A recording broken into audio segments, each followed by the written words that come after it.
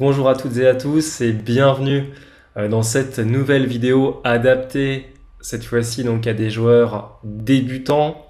Donc on va voir ce qui se passe sur les finales avec, on va dire, le mauvais fou, hein. C'est-à-dire que le bon fou, on sait tous ce que c'est le fou qui est de la couleur opposée finalement aux cases sur lesquelles sont situés ses pions. Exemple tout simple pour que vous compreniez. Le fou en E1, il est sur case noire, les pions sont sur case blanche. Les pions blancs sont sur case blanche. Donc le fou E1 est un bon fou. A l'inverse, le fou en E5, il est sur case noire, et les pions sont sur case noire aussi, hein, pour les noirs.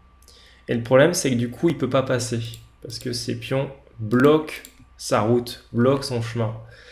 Donc c'est un mauvais fou. D'accord?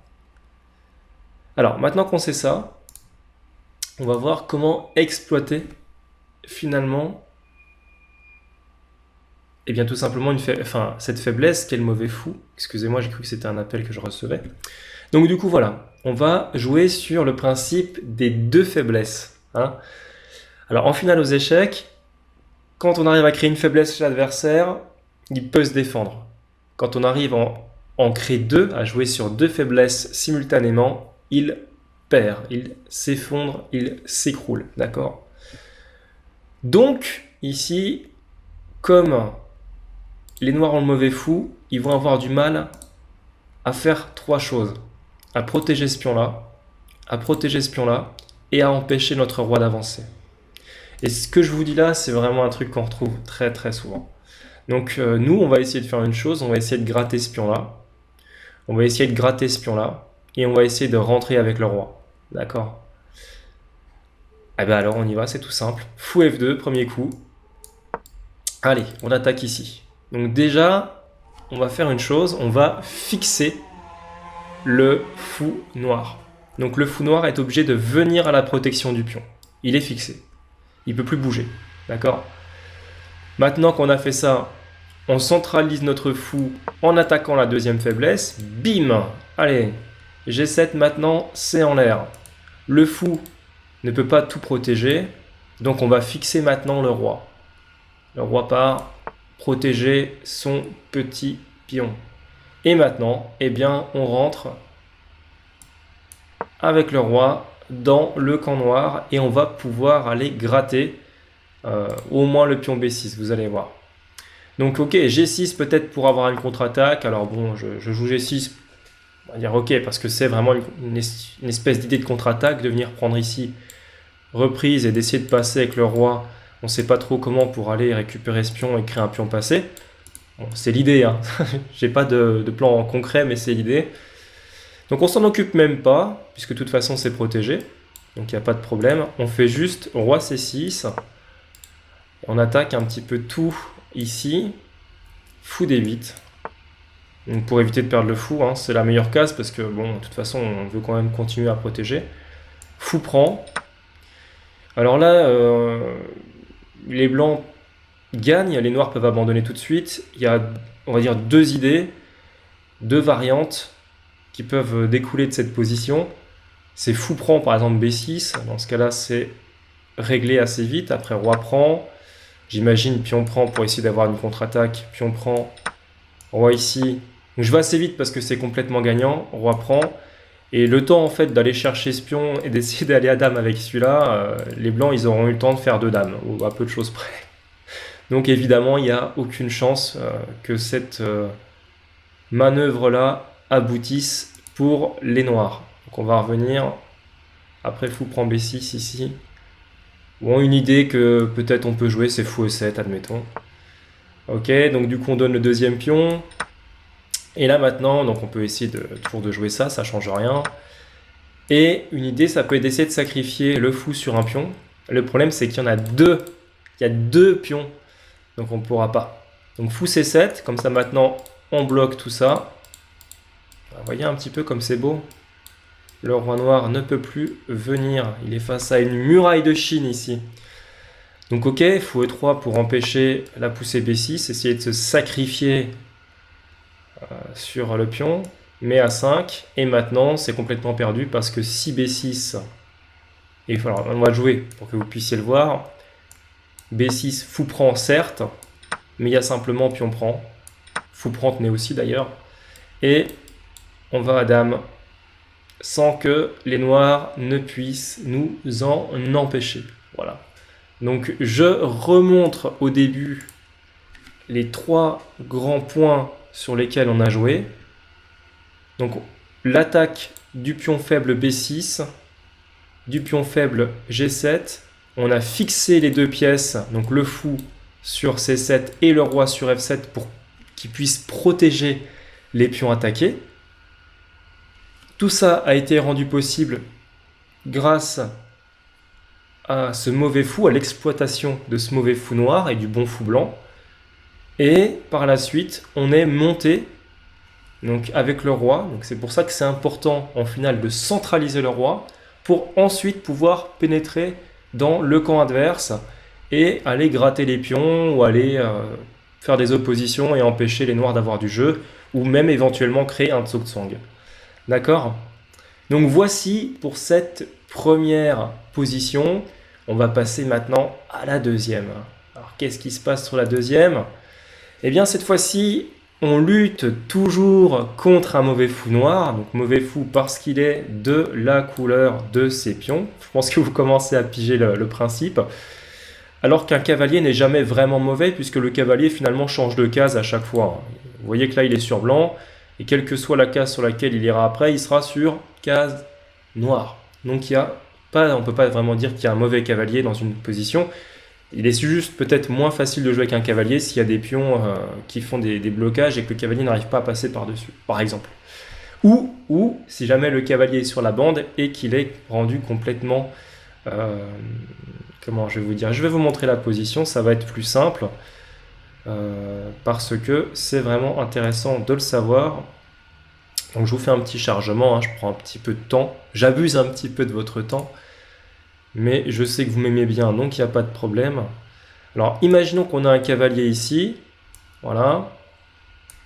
Alors je montre vite fait, on va mettre les rois ici juste histoire de... Voilà, dans cette position, le cavalier serait perdu, donc je vous montre... pas les variantes, parce que de toute façon, non, effectivement, ici, il ne serait pas perdu, mais on s'en fout. C'est juste pour que vous compreniez qu'il est enfermé. D'accord? Il est enfermé par le fou qui contrôle toutes les cases de sortie. Et cela n'est possible que si le cavalier est sur la bande. Hein, ça, c'est un petit moyen de vous en rappeler. Hein. Si vous avez un fou qui traîne, un cavalier qui va sur la bande, par exemple, prendre un pion, imaginons, boum, on met le fou en D3 et le cavalier ne sortira plus. En faisant attention, comme c'est le cas ici, qu'on ne puisse pas se faire contre-attaquer par le roi blanc qui pourra aller finalement protéger la pièce et arriver à sortir le cavalier. On repasse sur notre position à nous. Donc ici, il n'y a pas d'enfermement du cavalier. Il peut voyager, il est libre comme l'air. Et il va pouvoir chasser par une manœuvre finalement relativement simple le roi noir qui fait actuellement opposition au roi blanc. Et oui, il n'y a pas beaucoup de cases pour rentrer dans le camp noir. On veut gratter tout simplement une rangée ici, qu'on aimerait bien pouvoir monter avec le roi sur l'une de ces 3 cases. Et là, on ne peut pas parce qu'il y a le roi adverse qui fait front vaillamment, mais ça ne suffira pas. Parce qu'on va faire une manœuvre avec le cavalier, on va faire cette manœuvre-là, tout simplement, et on va forcer le roi noir à partir, et on va pouvoir monter sur l'une de ces 3 cases avec le roi blanc. Donc ok, c'est parti, cavalier E1. Fou C3, donc bon là je joue des coups qui n'ont pas vraiment d'importance, on aurait pu le mettre en B2 ou ailleurs, ça n'aurait pas changé grand chose. Ok, cavalier F3, donc là cette fois-ci on attaque le pion D4, donc le fou doit rester sur cette diagonale, tout simplement.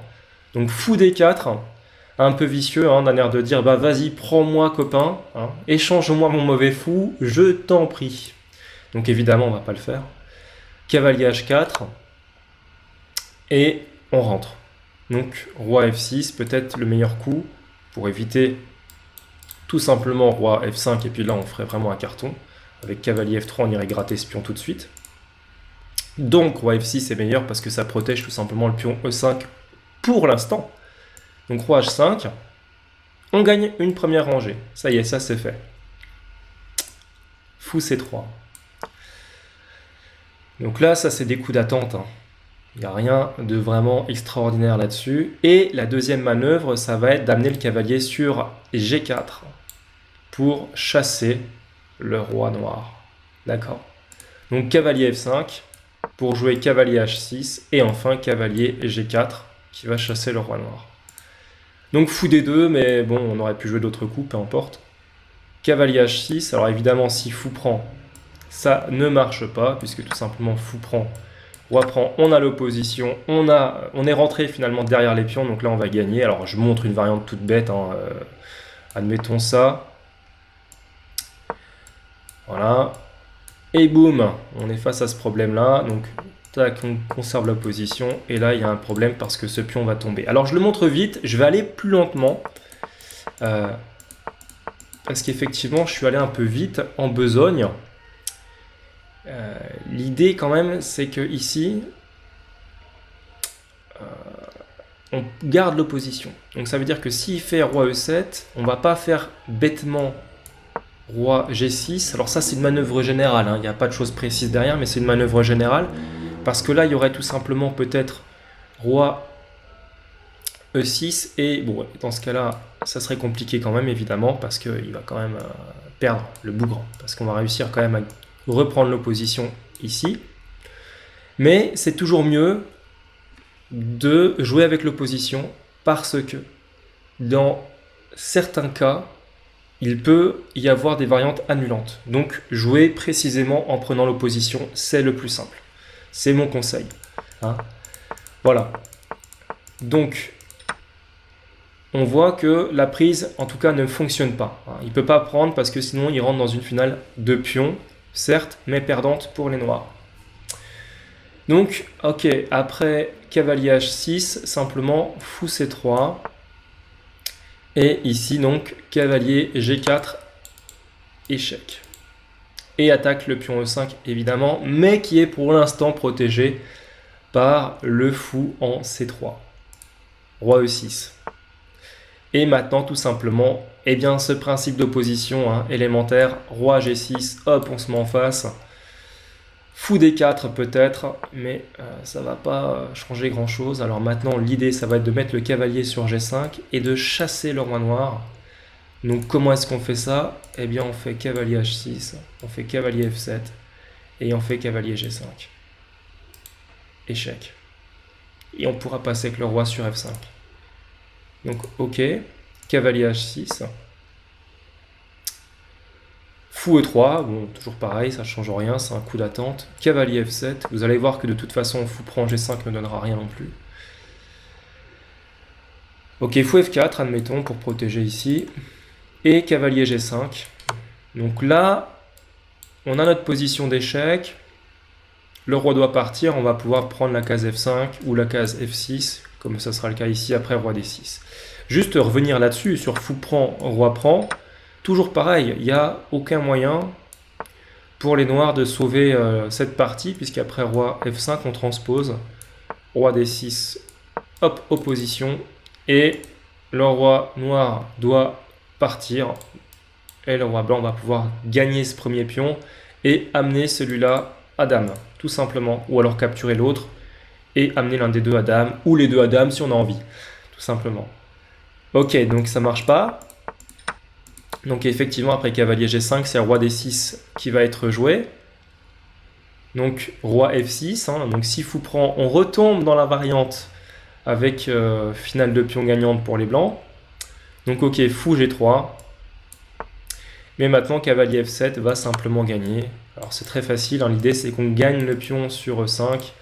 Et après, c'est plié parce qu'on pourra même récupérer le pion sur C5 avec le même schéma, avec la même façon de jouer. Donc voilà, le roi part, cavalier prend échec.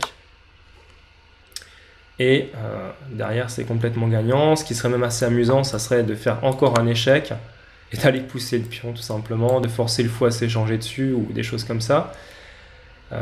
Voilà, ça serait très facile. Donc, je pense que ça, vous devriez réussir à le gagner tout seul.